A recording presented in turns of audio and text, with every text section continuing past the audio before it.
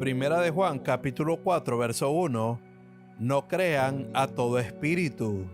Esto significa que si alguien se levanta y dice, así dice el Señor, no crean inmediatamente. Hay que probarlo. Por ejemplo, Jesús no pedía ofrendas de dinero de las personas antes o después de sanar a alguien. Jesús nunca pidió a alguien que había sido sanado que se pusiera frente al pueblo a dar un testimonio para que otros pensaran, Él es un gran sanador. No te dejes engañar de quienes sacan un versículo de su contexto.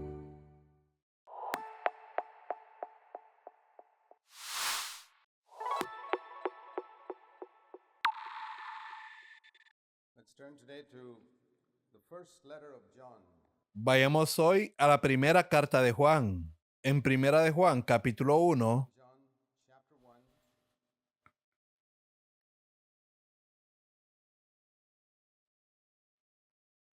hay dos cosas There are two things que Juan dice acerca de Dios. here about God.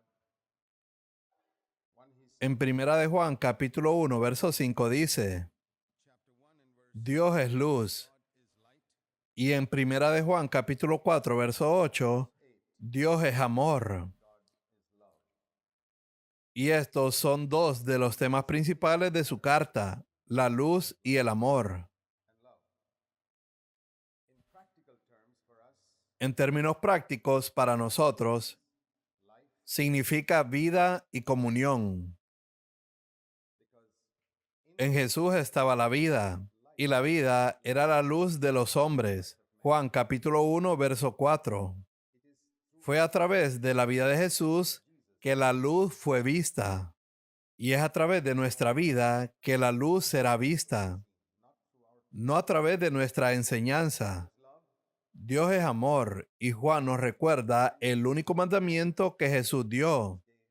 Es interesante notar que ninguno de los primeros tres escritores de los evangelios menciona el nuevo mandamiento que Jesús dio a sus discípulos.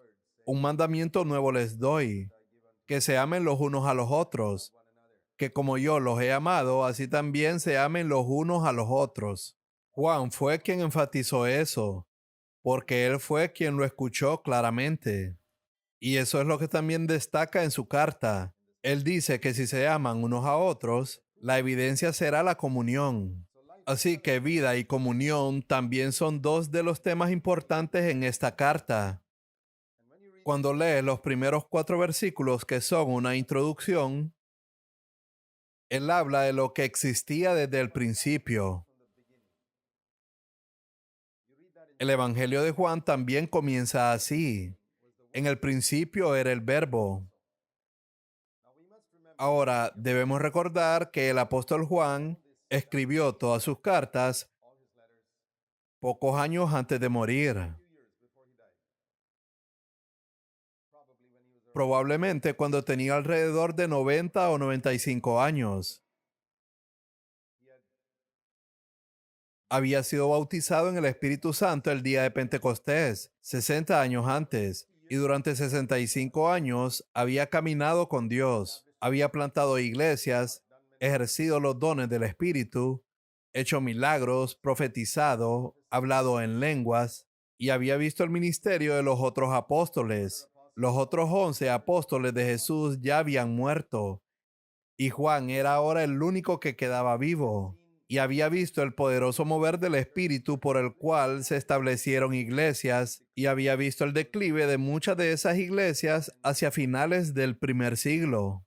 Había escuchado a muchos falsos profetas y muchas falsas doctrinas. Había visto creyentes íntegros enfatizar distintas cosas con celo.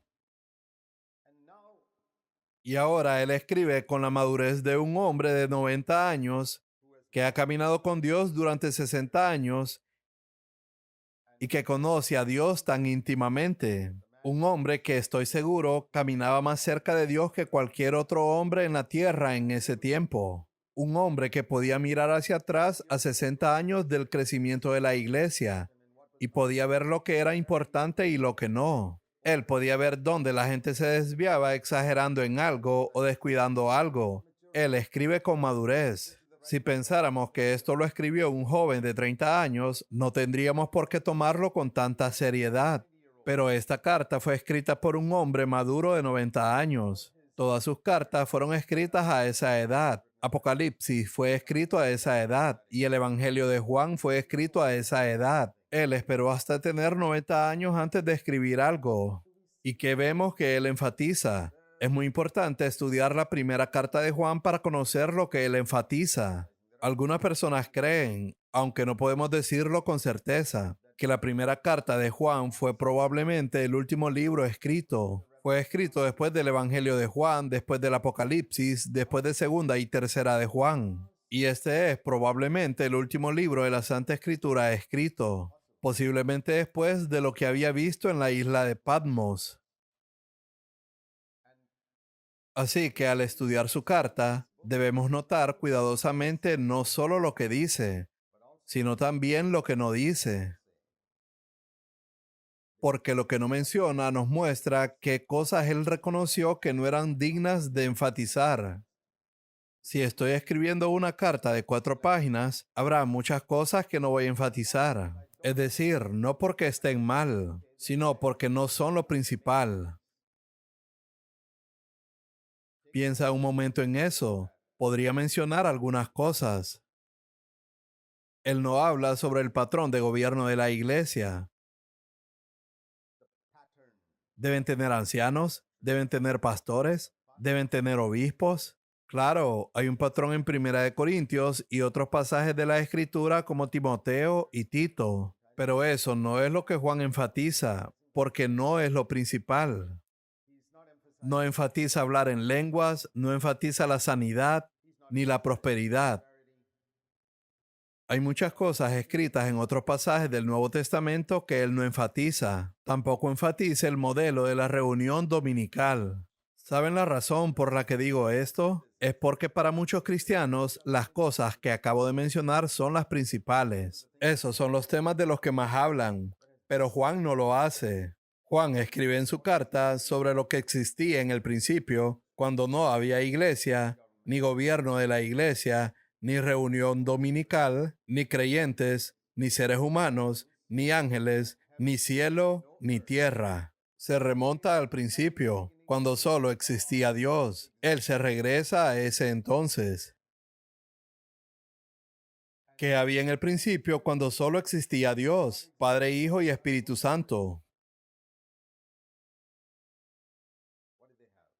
¿Qué había entonces? ¿Tenían lenguas? ¿Tenían sanidad? ¿Tenían un patrón de iglesia? ¿Tenían gobierno de iglesia? ¿Qué tenían ellos en aquel entonces? Tenían vida. Tenían vida eterna.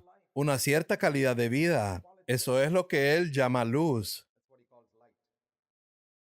¿Y qué más tenían? Comunión. Padre, Hijo y Espíritu Santo. Comunión perfecta sin ninguna perturbación. Y entonces lo que Juan está diciendo es, hermanos y hermanas, estas son las dos realidades eternas. Todo lo demás es temporal. Así que si nos ocupamos principalmente de asuntos que son solo temporales y perdemos estas dos grandes realidades eternas, entonces habremos perdido todo. Si te dejas llevar por la información teológica y pierdes estas dos realidades eternas en tu vida, habrás perdido lo principal. Es como si tomaras un carro, lo desarmaras completamente y al final te quedarás con las tuercas y tornillos. Todas estas otras cosas en la vida cristiana son solo tuercas y tornillos. Lo principal es el carro, pero tú te quedas con las tuercas y tornillos y solo te enfocas en eso. Y así son muchos cristianos. Solo están ocupados en asuntos menores y han perdido lo principal en la vida cristiana. Y Juan, desde su perspectiva de 60 años observando el cristianismo, su desarrollo y declive en el primer siglo, nos enseña lo que necesitamos aprender hoy. Si no tienes la vida de Dios en ti, esa vida de pureza, humildad, amor y bondad, hermano y hermana, entonces todo lo demás que puedas tener no vale nada. Comparado con la vida de Dios, todo lo demás es basura. Y si cuando te reúnes con otros creyentes no puedes edificar comunión con ellos, sino que solo tienes organización, servicio, actividad, predicación e incluso evangelismo, entonces estás perdiendo tu tiempo. No había evangelismo en el principio, solo había vida y comunión. No había enseñanza bíblica al principio, solo vida y comunión. Por favor, recuerda esto y manténlo siempre en tu mente todo el tiempo. Considera el hogar cristiano, que es lo más importante en un hogar, que todo esté limpio, ordenado y en su lugar, que las paredes deban estar siempre recién pintadas y que las cortinas deban ser bonitas, basura, que es lo más importante en un hogar cristiano, la vida de Dios manifestada en el esposo, la esposa y los hijos. ¿Y cuál es la otra? La comunión. ¿Cómo podemos tener vida y comunión? Por medio de la humildad, humildad y humildad. Ese es el terreno sobre el que crecen todas estas cosas. Nuestro llamado como seres humanos es humillarnos y así proporcionamos el terreno sobre el que Dios puede hacer crecer todas estas cosas. Juan dice en sus primeras palabras de esta carta que él ha oído, visto y tocado esta vida de Dios que fue manifestada en Jesús. Versículos 1 al 3. Y esa vida necesita ser manifestada una y otra vez en el pueblo de Dios en cada generación hasta el regreso de Cristo. Y Juan no está hablando aquí de doctrina. Muchos cristianos pasan horas discutiendo sobre doctrinas, sobre cosas triviales como cuál es la evidencia inicial del bautismo en el Espíritu Santo. ¿Debemos tomar medicamento cuando estamos enfermos o no? ¿Son estas cosas las que importarán en la eternidad? Es la vida. Somos llamados a proclamar vida eterna. Esa vida que nunca tuvo comienzo, esa vida pura y santa. Donde quiera que vayas, hasta el final de tu vida, proclama la vida eterna. Eso es lo que quiero hacer más y más hasta el final de mi vida. En mi juventud yo enfatizaba muchas cosas. También fui insensato. El mismo apóstol Juan, cuando era joven, quiso hacer descender fuego del cielo para consumir a los samaritanos. Lucas 9, verso 54. Sí, nosotros también hemos sido así, pero ahora hemos llegado a la sabiduría. Ustedes, jóvenes, pueden recibir parte de la sabiduría que nosotros, los mayores, hemos aprendido a través de nuestra propia insensatez. No tienen que hacer esas cosas insensatas que nosotros hicimos cuando éramos jóvenes. Sean humildes y acepten este consejo. Enfaticen la vida y la comunión, no una comunión sin vida. Eso también lo encontramos en el cristianismo actual, en consejos nacionales de todas las denominaciones, sin importar si son nacidos de nuevo o no. También en los movimientos ecuménicos que solo reúnen a todos, incluso de otras religiones. Eso es comunión sin vida. Las personas pueden tener ese tipo de comunión incluso en el infierno. De esa comunión no estoy hablando. Estoy hablando de la comunión que existía en el principio, incluso antes de que existiera el infierno. Una comunión basada en la vida. No quiero una comunión que no esté basada en la vida. Sí debemos ser amistosos con todas las personas, pero la comunión es algo mucho más profundo que la amistad. La vida y la comunión van juntas. La vida eterna que estaba con el Padre y se manifestó a nosotros. Lo que hemos visto y oído, les proclamamos también a ustedes, para que también ustedes tengan comunión. ¿Cuáles son las dos palabras? Vida y comunión. Dios es luz y Dios es amor. Y nuestra comunión es con el Padre. En el versículo 3 leemos que la comunión es en dos direcciones, como la cruz. Es por medio de la cruz que entramos en comunión con Dios y también los unos con los otros. Entre Dios y yo hay una cruz en la que murió mi Salvador. Gracias a eso tengo comunión. Nunca podré tener comunión con Dios aparte de esa cruz, porque nunca voy a ser lo suficientemente bueno. Y entre nosotros, como creyentes, también debe haber una cruz en la que cada uno de nosotros muera a sí mismo, si queremos tener comunión unos con otros. La comunión es imposible sin esta muerte en la cruz, tanto en la dirección vertical como en la horizontal. Por favor, recuerda que la cruz es el secreto de la vida y la comunión. No hay vida sin la cruz. ¿Cuándo estuvo la cruz en la mente de Dios? ¿Fue después de que creó los cielos y la tierra? No. Estuvo en su mente desde el principio. Dice en Apocalipsis 13, verso 8, que el Cordero fue inmolado desde antes de la fundación del mundo. Desde el principio, Dios sabía que la segunda persona de la Trinidad tendría que venir a la tierra como hombre y ser crucificado. Eso no fue algo que descubrió después. Y hoy para nosotros, el camino al árbol de la vida es a través de que la espada caiga sobre nosotros. Las únicas personas que pueden tener comunión alrededor del árbol de la vida son aquellas sobre las cuales la espada ha caído. ¿Qué es lo que causa problemas entre los creyentes?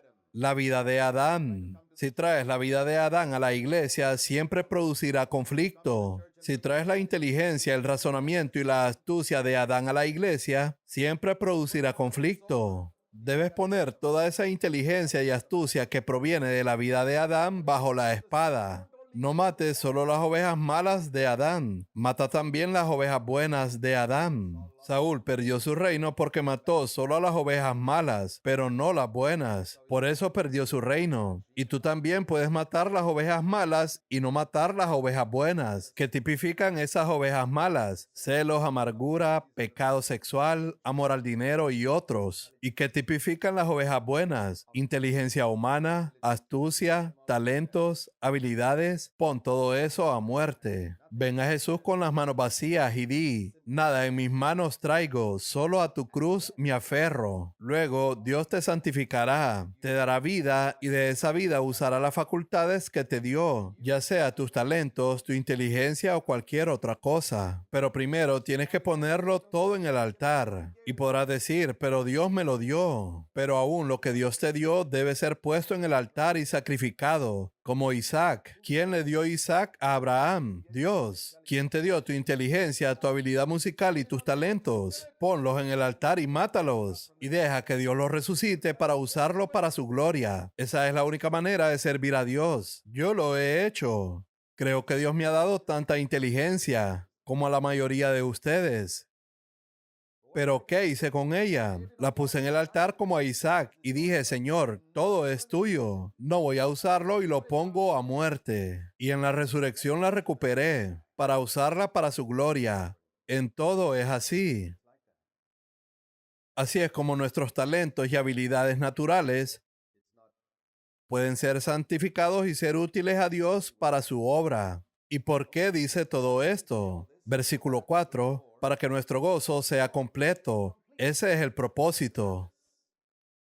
El gozo es la parte fundamental de la vida cristiana, porque el gozo es la atmósfera del cielo. No hay tristeza en el cielo. Los ángeles nunca están deprimidos. No, siempre están llenos de vida y de gozo. Decimos: el cielo descendió y la gloria llenó mi alma. Ese es el propósito. El Espíritu Santo viene a traer la atmósfera del cielo a nuestros corazones. Vida y comunión traen plenitud de gozo. Todo el propósito con el que se escribieron las Escrituras es que nuestro gozo sea completo. Satanás te dirá que si entregas tu vida totalmente a Dios, serás miserable, estarás deprimido y no habrá gozo en tu vida. Lamentablemente es cierto que algunos cristianos dan esa impresión por su apariencia y luego intentan testificar de Cristo. Escuché la historia de un cristiano de rostro triste que daba testimonio a alguien y le preguntó: ¿te gustaría recibir a Cristo en tu corazón? Esa persona miró la cara del cristiano y respondió: no, gracias, ya tengo suficientes problemas.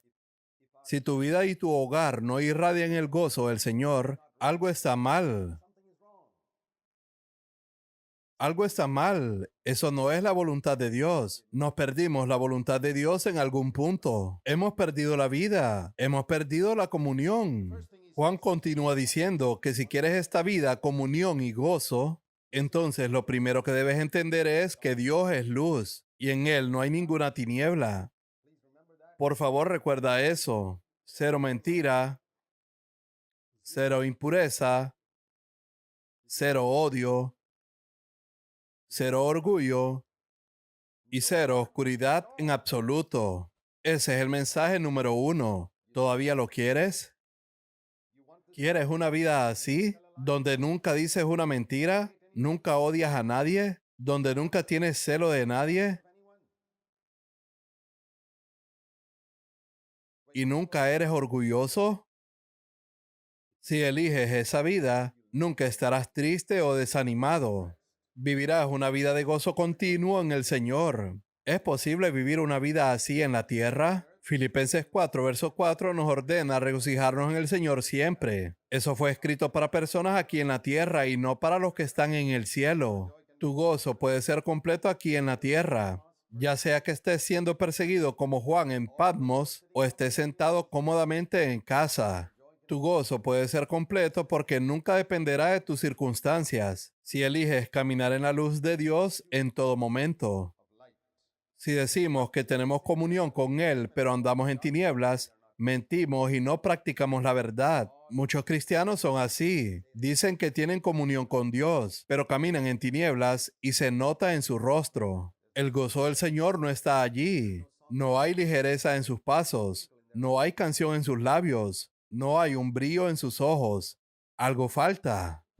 Incluso en los jóvenes. Y cuanto más envejecemos, más gozo deberíamos tener si caminamos con Dios. El versículo 7 es hermoso, pero es mal citado por muchos cristianos. ¿Has escuchado el versículo que dice que la sangre de Jesús nos limpia de todo pecado? ¿Has oído ese versículo? ¿Sabes que no está en la Biblia? La sangre de Jesús nos limpia de todo pecado no está en la Biblia. Lo que la Biblia dice es que si andamos en la luz como Él está en la luz, la sangre de Jesús nos limpia de todo pecado. Y hay mucha diferencia entre eso y solo decir la sangre de Jesús nos limpia de todo pecado, porque la persona equivocada puede aferrarse a ese versículo. Primera de Juan 1, verso 7, no dice que la sangre de Jesús limpia a cualquiera de todo pecado, solo limpia a aquellos que andan en la luz como Dios mismo está en la luz. Esto se refiere a personas que tienen un deseo ferviente de vivir a la luz de Dios sin nada oculto en su vida. Este versículo no habla de perfección. Andar en la luz significa que no escondo nada y vengo a la luz de la pureza de Dios y digo, Señor, puedes verme tal como soy. No quiero esconder nada en mi vida. Esto no es para hipócritas ni para quienes quieren esconder algo. Este versículo también dice que la sangre de Jesús nos limpiará y no solo cubrirá nuestros pecados, como ocurría en el Antiguo Testamento. La sangre de Cristo limpia nuestro pecado, lo quita y lo borra de modo que ya no queda ningún registro. Somos limpiados y justificados por su sangre. Pero si decimos que no tenemos pecado, nos engañamos a nosotros mismos. Considera quién escribe este versículo. Juan, un hombre de 90 años que había caminado con Dios durante 60 años. Y aún así, él se incluye en el versículo 8 diciendo, nosotros. Entonces, ¿Juan tenía pecado en su vida a los 90 años? ¿Sí o no? Sí, él dice nosotros, no dice ustedes. Aquí vemos al hombre más piadoso y santo que caminaba sobre la tierra en ese momento, reconociendo que todavía había áreas en su vida donde no se había vuelto completamente semejante a Cristo, pero él seguía avanzando. Por lo tanto, nunca habrá un momento en nuestra vida en el que podamos decir que estamos libres de pecado. Juan estaba escalando una montaña. Cuando nació de nuevo, estaba al pie de la montaña y llegar a ser como Cristo era la cima de la montaña. Él estaba escalando y probablemente había avanzado mucho, tal vez el 75% del camino, pero todavía no había llegado a la cima. Y dice, aún hay pecado en mí. ¿Qué tipo de pecado? No ira, amargura, lujuria o adulterio. No, él ya venció esos pecados cuando estaba a 30 metros y ahora está a 6,000 metros. Él está lidiando con otros pecados que probablemente nosotros ni siquiera consideramos pecados. La vida cristiana es una lucha en cada etapa. ¿Has visto a un estudiante de segundo grado luchando con las matemáticas porque se le dificulta la multiplicación? El estudiante de un doctorado también lucha con las matemáticas, pero a un nivel mucho más alto. Ambos luchan, pero en niveles diferentes. Uno está luchando con la multiplicación y el otro está luchando con un problema matemático complejo. La vida cristiana es así. En cada etapa hay una lucha, ya sea que hemos escalado 150 metros o 6,000 metros, porque hay una profundidad y saturación de pecado en este cuerpo. Y a medida que tenemos luz sobre ello, nos limpiamos de toda inmundicia de carne y de espíritu, perfeccionando la santidad en el temor de Dios. Pero hasta el final de nuestra vida en la tierra, tendremos que admitir que aún hay pecado en nosotros. Todavía no somos semejantes a Cristo, pero estamos avanzando. Cada año es mejor que el anterior. Versículo 9. Si confesamos nuestros pecados, Él es fiel y justo para perdonarnos los pecados y para limpiarnos de toda maldad. Aquí hay un punto muy importante. ¿A quién debemos confesar nuestro pecado? Esto es muy importante porque hay muchas enseñanzas falsas sobre esto, especialmente en grupos de sectas que tratan de controlarte diciendo que debes confesar tus pecados en público. He oído hablar de grupos cristianos con personas nacidas de nuevo, donde se les pide que confiesen en público todos los pecados que puedan traer a memoria. Esto es del diablo, no es de Dios.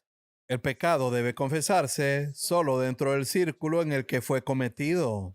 Por ejemplo, si tienes un pensamiento impuro, solo Dios está en ese círculo. Así que confiesas ese pecado solo a Dios. Pero si has herido a otra persona, entonces hay dos personas en ese círculo, Dios y esa otra persona. Entonces debes confesarle a Dios y también a esa persona. Si he lastimado a 5 personas, entonces hay 6 personas en ese círculo. Dios más esas 5 personas. Confieso a Dios y confieso a esas 5 personas. No voy a confesar a otras personas. Nunca. El pecado que se comete únicamente contra Dios se confiesa solo a Dios. El pecado que se comete contra Dios y contra otras personas se confiesa a Dios y a esas personas. Eso es todo. Por favor, recuerda esto y te librará de mucha de la necedad que ocurre hoy en el cristianismo. Líderes y pastores intentan controlar a sus congregaciones haciendo que las personas confiesen sus pecados privados en público. Luego, cuando conocen todo sobre la vida pasada de esa persona, este nunca puede dejar el grupo porque lo pueden chantajear. Y dicen, sabemos todo sobre tu vida pasada. Si no quieres que lo contemos, quédate con nosotros el resto de tu vida. Hay muchos hombres malvados en el cristianismo actual. Ellos, para justificar su enseñanza, citan Santiago 5, verso 16. Confiésense sus pecados unos a otros, pero nunca muestran el contexto que se refiere a la sanidad, que si no eres sanado debido a algún pecado en tu vida, confiesa ese pecado solo en presencia de los ancianos y serás sanado. No te dejes engañar de quienes sacan un versículo de su contexto. En el verso 9 dice que Él es fiel y justo para perdonar nuestros pecados y limpiarnos de toda maldad. Pero si decimos que no hemos pecado, lo hacemos a Él mentiroso. El versículo 10 habla de los que cometen pecado que dicen que no han cometido pecado. Si alguien dice, nunca he pecado en mi vida, es un mentiroso. Luego en el capítulo 2, él continúa diciendo, hijitos míos, les escribo estas cosas para que no pequen. Esas son sus primeras palabras, pero solo después de haber dicho eso, Juan se refiere a lo que debemos hacer cuando pecamos. Ese es el equilibrio que se encuentra en la Escritura. ¿Cuál es ese equilibrio? No debemos pecar, pero podemos pecar. Y si alguien peca, tenemos abogado para con el Padre, a Jesucristo el justo. ¿Por qué se le llama a Jesucristo el justo? Porque muchos abogados son mentirosos, pero Jesucristo no lo es. Jesucristo no dirá una mentira. Él te ayudará si dices la verdad. Él es un abogado justo. Está de tu lado. Pero si quieres que te ayude, por favor, di la verdad. No digas mentiras, no pretendas que no has pecado y no pretendas ser santo cuando no lo eres. Reconoce tu pecado y Él te perdonará, te respaldará y te defenderá. Él es un abogado justo a tu favor. Ahora, imagina que Juan hubiera escrito ese versículo de manera diferente. The last part of that sentence Hay dos frases en el versículo 1, y supongamos que Juan le hubiera cambiado el orden. ¿Habría hecho alguna diferencia? ¿Qué piensan? Supongamos que hubiera puesto primero, hijitos míos, si alguien peca, tenemos abogado para con el Padre, a Jesucristo el justo. Y después les escribo estas cosas para que no pequen. ¿Habría hecho alguna diferencia aunque son las mismas verdades? Sí, habría hecho una diferencia, porque el énfasis cambiaría. Primero en, por supuesto, que pecaras, y después en deberías intentar no pecar. Pero así no fue como Juan lo escribió. El énfasis lo pone primero en no pequen. Y luego de manera secundaria dice, si alguien peca, aquí está lo que debía hacer. En otras palabras, Juan está diciendo que no tenemos que caer en el pecado, pero no le decimos directamente a una persona, te vas a caer. Piensa en un hombre que está escalando una montaña. Lo primero que le dices es, ¿te vas a caer y te vas a romper un hueso? No, le dices, puedes escalar y llegar a la cima, hermano. No tienes por qué caer. Pero si caes, aquí hay una ambulancia lista para ayudarte. Hay mucha diferencia entre poner primero una cosa y después la otra. Muchas veces la gente predica poniendo como prioridad lo secundario. Pero si dices, siempre van a pecar, ¿por qué les decimos eso primero? ¿Por qué no les decimos lo que dice primero? No deben pecar. Y luego les decimos, si lo hacen, esto es lo que pueden hacer. Esa es la manera correcta. Supongamos que le dices a tu hijo que está nervioso porque va a un examen. ¿Sabes? Puede que repruebes este examen. ¿Qué ánimo le das a ese pobre niño? O si le dices, claro, puede que repruebes, pero siempre puedes intentarlo el próximo año. No te preocupes. ¿Así se motiva a un niño que va a un examen? No, debes decirle, vas a hacerlo bien. Y si te va mal, no te desanimes. Ven a casa. Si hacemos eso con los niños, ¿por qué no podemos hacerlo así en la vida cristiana? Di, no vas a pecar, vas a vencer. Pero si fallas, simplemente regresa a casa y Dios te ayudará. Esa es la manera correcta. Él mismo es la propiciación por los pecados del mundo entero. Verso 2. ¿Cómo sabemos que hemos llegado a conocer a Jesús? Verso 3. Si guardamos sus mandamientos. El que dice, yo lo he llegado a conocer y no guarda sus mandamientos es un mentiroso. Verso 4. Guardar los mandamientos de Dios es uno de los temas principales de Primera de Juan. Obedecer a Dios y guardar sus mandamientos son los temas principales de esta carta. El otro tema, por supuesto, es amarnos los unos a los otros, pero continúo en el verso 6. El que dice que permanece en él debe andar como él anduvo. No debemos andar como andan los demás, ni poner excusa de que somos humanos. Según Primera de Juan, capítulo 2, verso 6, todo cristiano que permanece en Cristo, ¿cuál es su responsabilidad? Andar como Jesús anduvo. Esa es tu responsabilidad y debemos tomar eso como un desafío. Ahora no podemos llegar a ser semejantes a Cristo. Juan aclara que eso ocurrirá únicamente cuando Cristo regrese. Andar como Él anduvo implica hacerlo aquí en la tierra. Verás, caminar es un acto consciente. No caminamos mientras dormimos, sino que caminamos despiertos. Es un acto consciente. Yo camino conscientemente,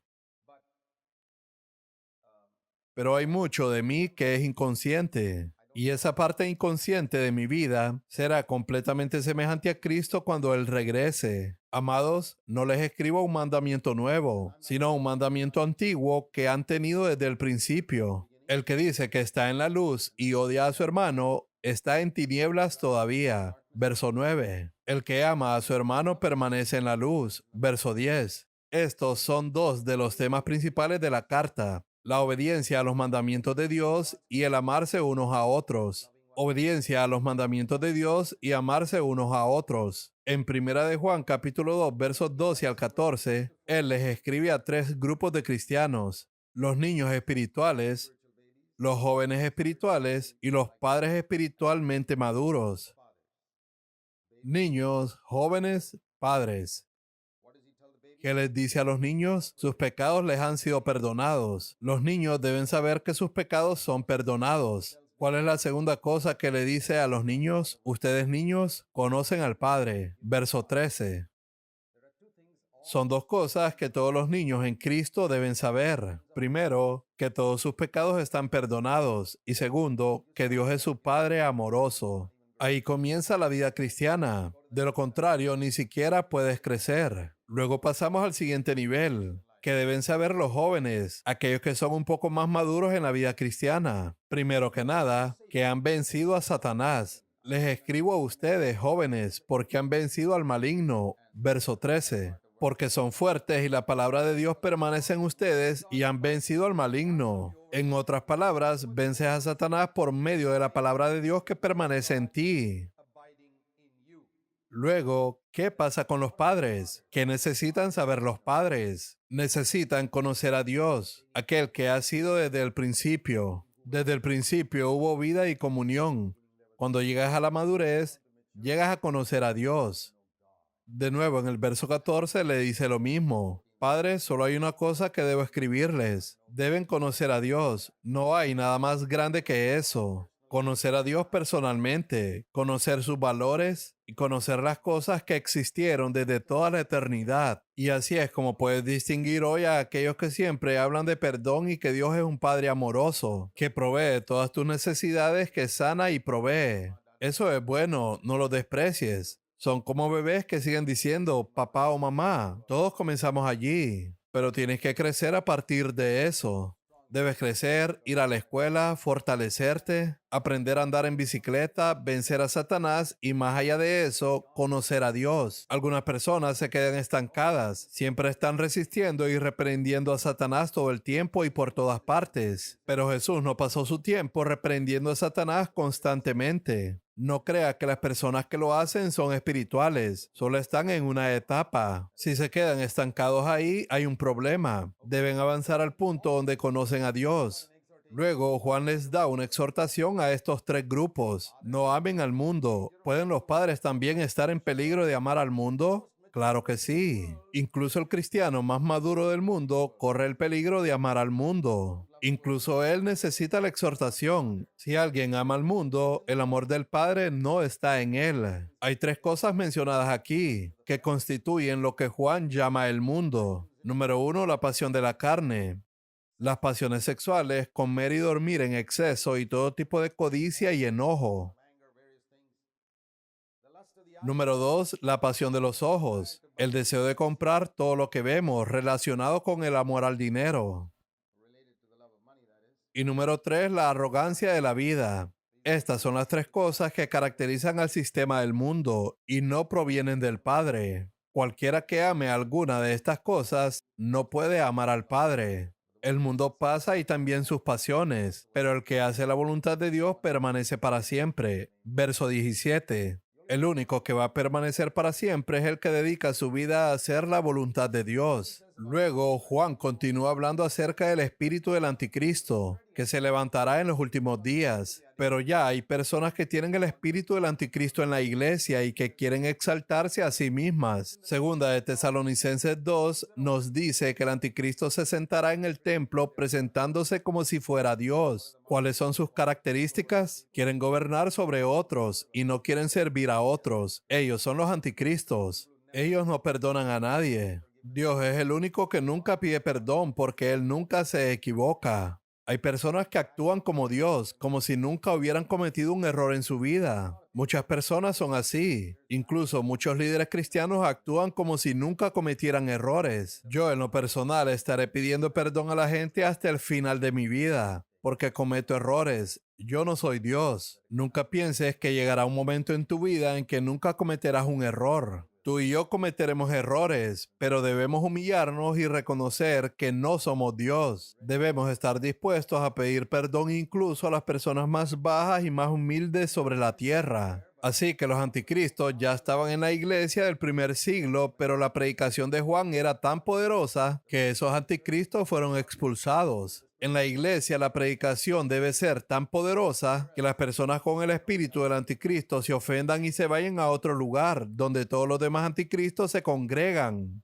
Necesitamos personas como Juan para expulsar a estos anticristos de la iglesia. Salieron de entre nosotros, pero no eran de nosotros. No podían quedarse aquí. Ellos pueden ir y unirse a otras personas en algún otro grupo, donde su espíritu sea el mismo. Juan dice, ustedes deben discernir eso a través de la unción. Verso 27, la misma unción les enseña acerca de todas las cosas. No necesitan que Juan ni ningún apóstol venga a enseñarles, porque tienen al Espíritu Santo para mostrarles qué espíritu tiene otra persona. Verso 28, y ahora hijos, permanezcan en él. Capítulo 3. Miren cuán gran amor nos ha otorgado el Padre, que seamos llamados hijos de Dios. Ahora somos hijos de Dios y aún no se ha manifestado lo que habremos de ser. La gente me pregunta muchas cosas sobre la vida futura. Y yo digo, no sé nada de eso porque aún no se ha manifestado lo que habremos de ser. ¿Por qué intentar especular sobre lo que haremos en la eternidad? Yo no lo sé. Incluso Juan a los 90 años admite que no sabe lo que habremos de ser. Yo no sé muchas cosas sobre el futuro, pero sé cómo vivir ahora en esta tierra. Pero algo que sí sé acerca del futuro es esto. Cuando Cristo se manifieste, seremos semejantes a Él. Verso 3. Y todo el que tiene esta esperanza puesta en Él se purifica, así como Él es puro. ¿Cómo sabes que tienes la esperanza de la segunda venida de Cristo y que serás semejante a Él cuando venga? Dedicarás tu vida a purificarte. ¿Cuánto te purificarás? Hasta que alcances su estándar de pureza. Hasta que llegues a ser semejante a Jesús, debes seguir purificándote a ti mismo. En 1 verso 7, Jesús nos purifica de nuestros pecados mediante su sangre. Pero aquí leemos cómo debemos purificarnos nosotros mismos. Este es el equilibrio de las Escrituras. Luego habla del pecado. El pecado es infracción de la ley, y Cristo se manifestó a fin de quitar los pecados. Aquí menciona dos cosas por las que Jesús apareció en la tierra.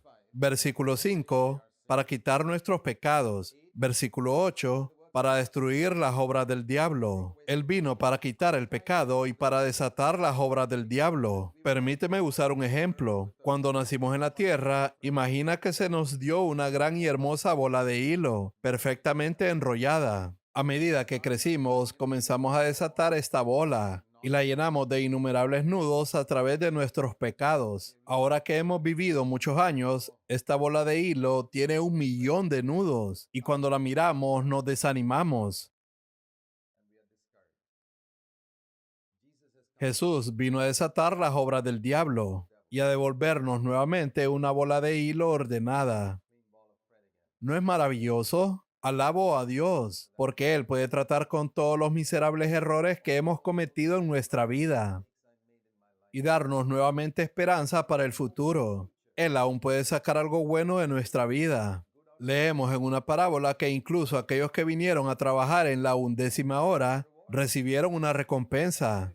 Así que aunque hayas desperdiciado el 90% de tu vida, todavía puedes venir al Señor y Él aún hará algo bueno con el resto de tu vida. De esta manera, incluso las personas mayores que han vivido la mayor parte de su vida en pecado tienen esperanza. Esa es una palabra de gran ánimo y aliento para nosotros. Dice el verso 9, ninguno que es nacido de Dios practica el pecado. Significa que cuando realmente hemos nacido de nuevo, no seguiremos cometiendo pecado. Si sigues cometiendo pecado conscientemente, es muy probable que no hayas nacido de nuevo. Una persona que ha nacido de nuevo puede fallar ocasionalmente, pero no elegirá seguir pecando. En esto se reconocen los hijos de Dios y los hijos del diablo. Verso 10. Allí vemos que solo hay dos categorías de personas en el mundo, los hijos de Dios y los hijos del diablo. No como Caín, que era maligno y mató a su hermano. Verso 12. Este versículo nos dice por qué Caín mató a su hermano. Porque sus obras eran malas y las de su hermano justas. Caín era un hombre malo y esa fue la razón por la cual su ofrenda no fue aceptada.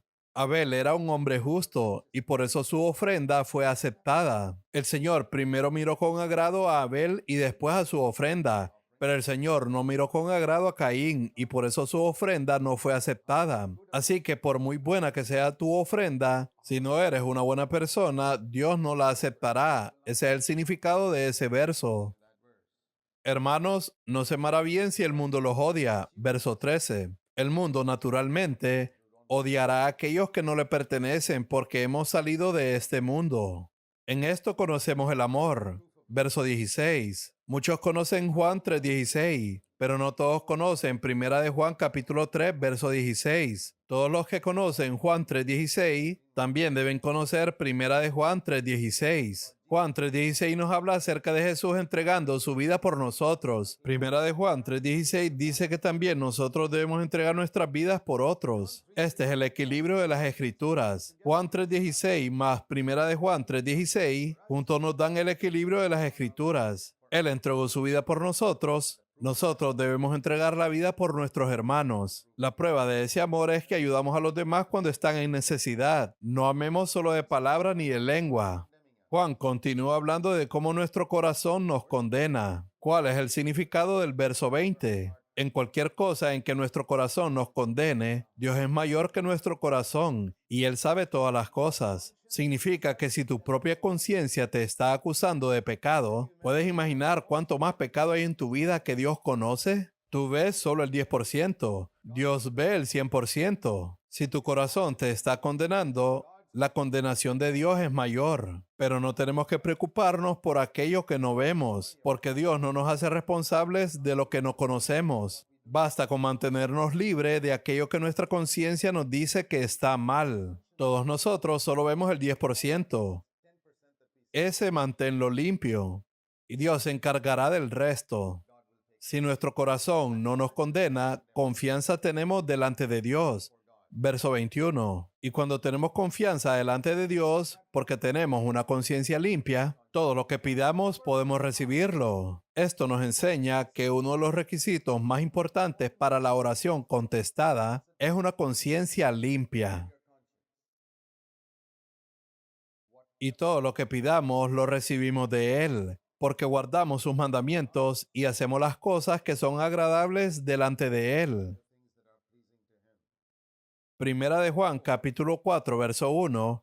No crean a todo espíritu. Esto significa que si alguien se levanta y dice, así dice el Señor, no crean inmediatamente. Hay que probarlo. He escuchado a personas que dicen, cuando veo a un hombre realizando una campaña de sanidad, no hablaré mal de él. Dice la Biblia que no debemos hablar mal de nadie, pero sí puedo señalar su método, el cual no es bíblico. Por ejemplo, Jesús no pedía ofrendas de dinero de las personas antes o después de sanar a alguien. Jesús nunca pidió a alguien que había sido sanado que se pusiera frente al pueblo a dar un testimonio para que otros pensaran, Él es un gran sanador. Hoy los testimonios que escuchamos son, tenía un dolor en la espalda y ahora ya no me duele. O no podía escuchar con claridad y ahora escucho en un 90%. ¿Son este el tipo de sanidades que Jesús hizo? Jesús tomó a un hombre que era ciego de nacimiento y le abrió los ojos. Tomó a un hombre que era cojo de nacimiento y lo hizo caminar.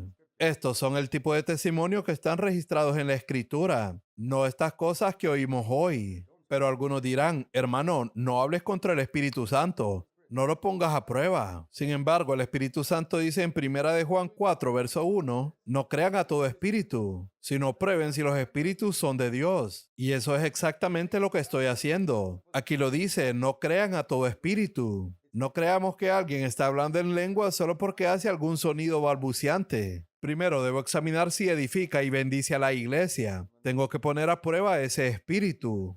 De hecho, he oído a personas poseídas hablar en lenguas, y cuando el demonio es expulsado, esa persona deja de hablar en lenguas. ¿Qué nos enseña eso? Que incluso los demonios pueden hablar en lenguas. También he oído lenguas genuinas, pero hay una diferencia. Pon a prueba los espíritus. Si es Dios, te edificará, te levantará, te animará y te bendecirá. Pero si no es Dios, será como tener una manta mojada encima. No es una sensación muy cómoda. Así es en algunos casos, cuando opera un don que no es del Espíritu Santo. Prueba a los espíritus. En Primera de Juan, capítulo 4, verso 2, leemos otro de los temas principales de esta carta. Todo espíritu que confiesa que Jesucristo ha venido en carne es de Dios. Los tres temas principales de Primera de Juan son: número 1, obedecer los mandamientos de Dios; número 2, amarse los unos a los otros; y número 3, confesar que Jesús vino en carne. Recuerda que Juan había observado el desarrollo de la iglesia durante 60 años y ahora dice que si queremos edificar la iglesia como Dios quiere que sea edificada, entonces debemos enfatizar obediencia a los mandamientos de Dios, amor unos por otros y la humanidad de Jesucristo.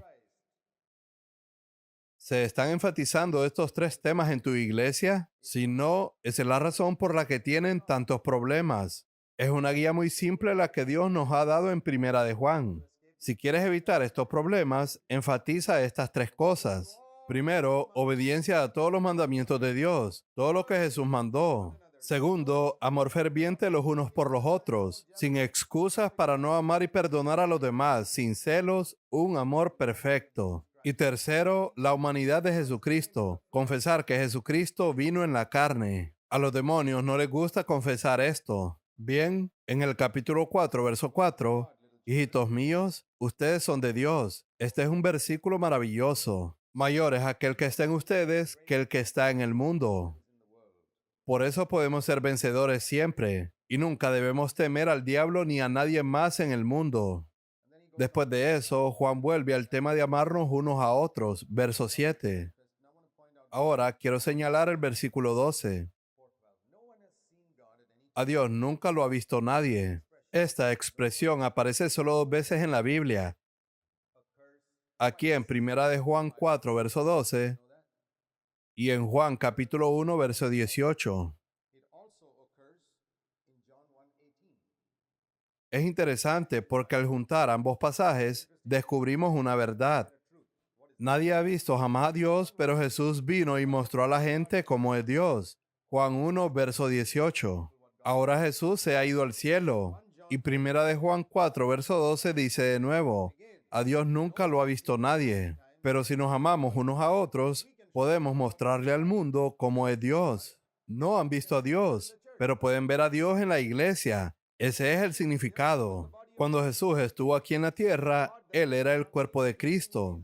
La gente veía a Dios en Jesús. Ahora nosotros, la iglesia, somos el cuerpo de Cristo y la gente debe ver a Dios en nosotros. Por eso debemos amarnos unos a otros. Mientras buscamos la vida de Dios y la comunión con Él y entre nosotros, manifestaremos a través de nuestras vidas que Dios es luz y amor. Esta es una hermosa verdad. Si vas a un pueblo o a una ciudad donde nadie ha visto a Dios, ¿cómo les vas a mostrar a Dios? ¿Con una Biblia? No, es con una iglesia donde hermanos y hermanas se aman y manifiestan a Dios. Entonces ahí pueden ver a Dios. Cuando Jesús estuvo en la tierra, dijo: el que me ha visto a mí, ha visto al Padre. Hoy el cuerpo de Cristo debe poder decir: si nos han visto a nosotros, han visto un poco de cómo es Jesús, han visto un poco de cómo es el cielo. Si has venido a mi casa y has vivido en mi casa, has visto un poco de cómo es el cielo. Si has venido a tener comunión conmigo, has caminado conmigo y has pasado tiempo conmigo, habrás probado un poco de cómo es Jesús y un poco de cómo es el cielo. Ese debería ser nuestro testimonio. Si no lo es, los demás aún no han visto lo que Dios es. Podría pasar 20 años predicando en un lugar y aún no habrán visto lo que es Dios. Podría establecer una iglesia y aún no habrán visto a Dios. Esa es la tragedia del cristianismo actual. Versículo 17. Para que tengamos confianza, pues como Él es, así somos también nosotros en este mundo. Este es un versículo maravilloso. Hemos sido llamados a ser como Jesús en este mundo. Esto también significa que podemos tener autoridad sobre Satanás tal como Jesús la tuvo. Porque así como Jesús es hoy, así somos nosotros en el mundo. ¿Creen eso? Espero que sí. Esa es la única manera de vivir con dignidad, valentía y confianza al enfrentar el futuro. Como Él es, así somos también nosotros en este mundo. Este es un versículo que me gustaría poner frente a cada siervo de Dios. Como Él es, así somos también nosotros en este mundo. Vive con esa autoridad y nunca vivas con miedo. En el amor no hay temor. Verso 18. El miedo solo viene cuando pensamos que Dios quiere castigarnos por algo, pero no hay miedo cuando reconocemos que Dios nos ama. Nosotros amamos porque Él nos amó primero. Verso 19. Si alguien dice, yo amo a Dios, pero aborrece a su hermano, es un mentiroso. No es un creyente, es un mentiroso. Llámalo por su nombre correcto. No lo llames creyente porque es un mentiroso. Si dice que ama a Dios y no puede amar al creyente a quien sí puede ver. Verso 20. Porque él no ama a su hermano a quien ha visto. Déjame preguntarte, ¿amas a los hermanos y hermanas en Sudamérica? ¿Sí o no? ¿Amas a los hermanos y hermanas en Mongolia? No hay problema. Pero ¿qué hay de ese hermano y hermana que se congrega en la misma iglesia que tú? Ahí está el problema. Es el hermano a quien puedes ver, no el hermano de Mongolia y Sudamérica a quien no puedes ver. Si no puedes amar al hermano o hermana que puedes ver, no digas que amas a Dios. Primera de Juan capítulo 5 verso 4. Porque todo lo que es nacido de Dios vence al mundo. Y esta es la victoria que ha vencido al mundo, nuestra fe. ¿Cómo vencemos al mundo? Creemos que Dios nos ama, que lo que Jesús ha revelado acerca de Dios es verdadero y por lo tanto nada en este mundo puede atraernos. Verso 13. Estas cosas les he escrito a ustedes que creen en el nombre del Hijo de Dios, para que sepan que tienen vida eterna. Verso 14. Esta es la confianza que tenemos delante de Él, que si pedimos cualquier cosa conforme a su voluntad, Él nos oye. Vivimos con esta confianza en un Dios que responde a la oración y sabemos que Él oye en cualquier cosa que pidamos. Hay una promesa en el verso 16. Si alguien ve a su hermano cometiendo un pecado que no lleva a la muerte como el de Ananías y Zafira, ora por él y Dios lo perdonará. Yo he usado esa promesa muchas veces. Si yo veo a alguien cometiendo un pecado que no sea tan grave como el de Ananías y Zafira, oro por él y he visto a Dios dándole vida. ¿Por qué no sigues este método para ayudar a la gente? Versículo 21. Hijos, aléjense de los ídolos. Y si Primera de Juan es el último libro de la Biblia escrito después de Apocalipsis, entonces estas son las últimas palabras de las Escrituras inspiradas. Aléjense de los ídolos. Mantente alejado de todo aquello que ocupe el lugar de Dios en tu vida. El gobierno de la iglesia, el modelo de la iglesia, el hablar en lenguas, la sanidad, las ovejas buenas y las ovejas malas. Cualquiera de estas cosas. Mantente alejado de cualquier cosa que ocupe el lugar de Dios en tu vida. Oremos.